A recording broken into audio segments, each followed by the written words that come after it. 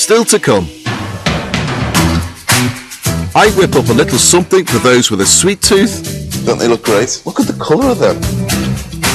But first, I'm taking a back seat while Michelin-starred chef Nigel Howarth rustles up some serious northern comfort.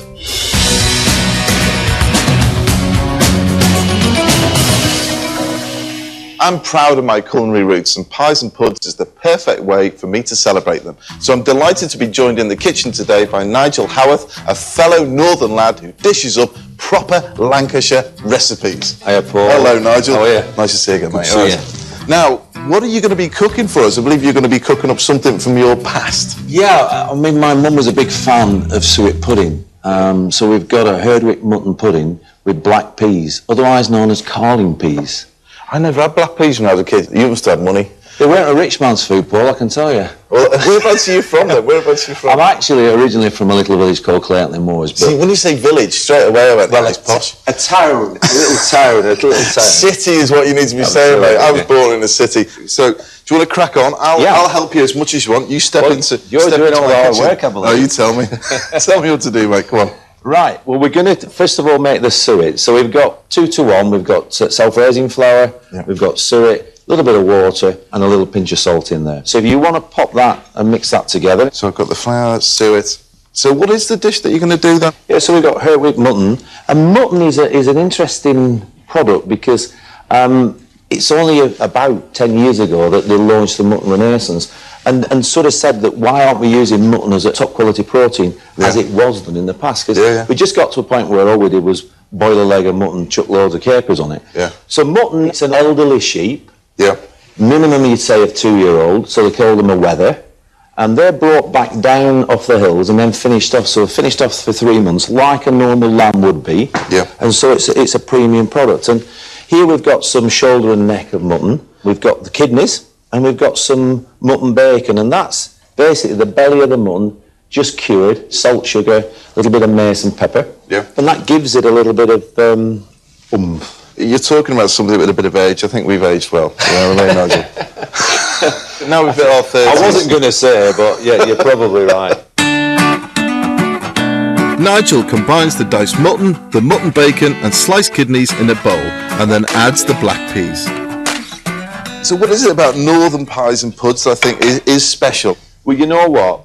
When you get on the train from Preston and you get off the train at Euston, you realise it's a lot warmer down south. You need hearty food up there in the winter times. And this dish is a real sort of Moorish, heartwarming dish. Nigel finishes off the filling by pouring a little water over the mutton mixture, which will later become the gravy. No, I love gravy. Everything goes into the pudding basin that I've lined with suet pastry. Using this traditional thing, you see the old recipes. I mean, going back 300 or 400 years, it was made with this stuff. Yeah. Just need to moisten that with a bit of water and then roll out the pastry for the top. Best thing to do, instead of a pastry brush, use your fingers. Okay, so I'll roll out the lid for that. Okay. It's the same thing, you know, not just hearty sort of meat puddings, but also there's also the sweet side of things as well. You know, and you got the steamed puddings and toffee, sticky toffee and all that stuff. I mean, they're just fantastic, the flavours. Hearty, and they fill you up. I mean, it is carb to death, whether you're using a suet or whether you're using a heavy dough. You don't need to have, Paul, a huge portion of that because it's rich. Speak for yourself, Nigel. It's filling.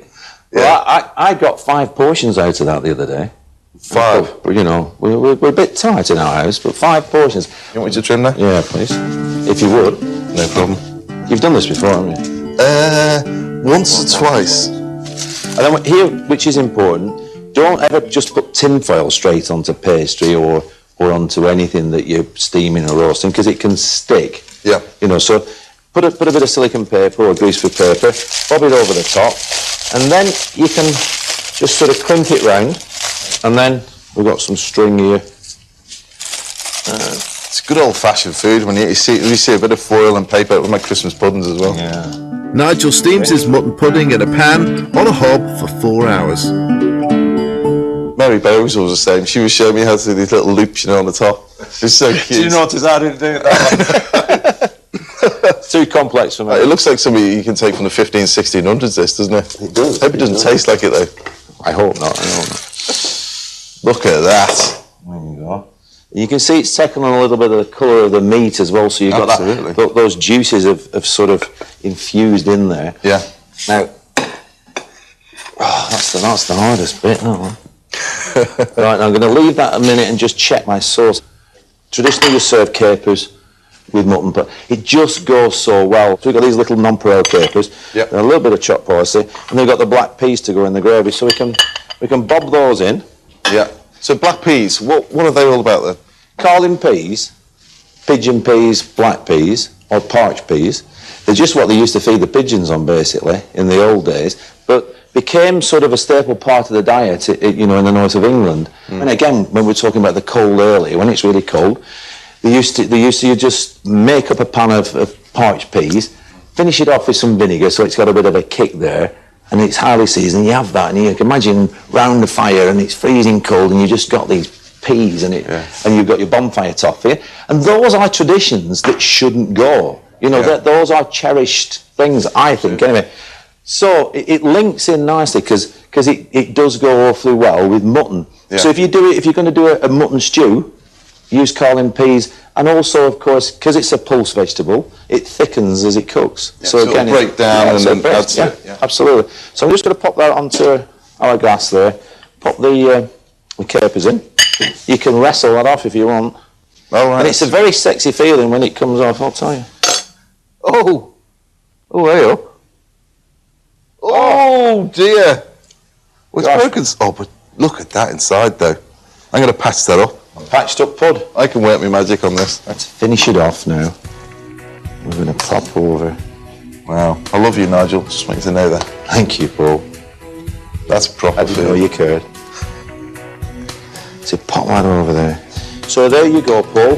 You've got Herdwick mutton pudding with black peas and capers. That looks absolutely stunning. Nigel's hearty mutton pudding is the perfect winter warmer. It's a real taste of the north and I love it.